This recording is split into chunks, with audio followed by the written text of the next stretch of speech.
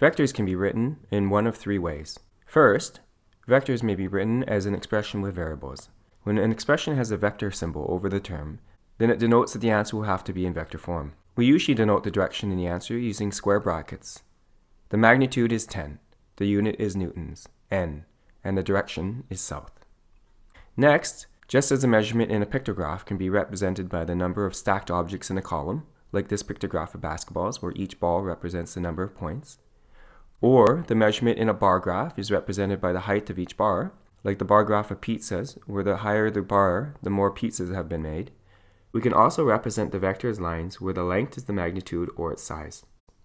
To represent a force with a magnitude of 10, we can draw a line that is 10 millimeters long, 10 inches long, or in our case, 10 centimeters long.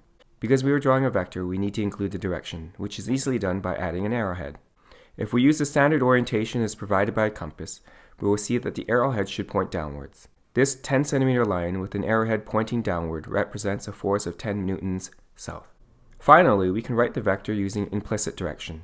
Vectors must include direction, and when it's in a single plane, say left to right or up and down, then we can use a sign to represent the direction.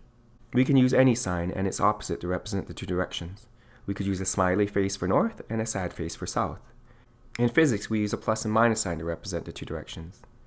Up, right, north, and east are often assigned a positive sign, while down, left, south, or west are assigned a negative sign. For example, of force equaling 10 newtons south, we can replace the south with the corresponding sign, which is a negative sign. And our answer now reads, force equals negative 10 newtons. Note how the force does not have the half arrow vector symbol above it, suggesting that the answer should be answered using a negative or positive sign for its direction, and not the direction in brackets. It is important to know that unlike math, the negative sign does not represent a value or a loss, like negative $10.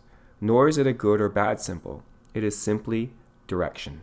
Often in physics, the positive and negative sign simply imply direction.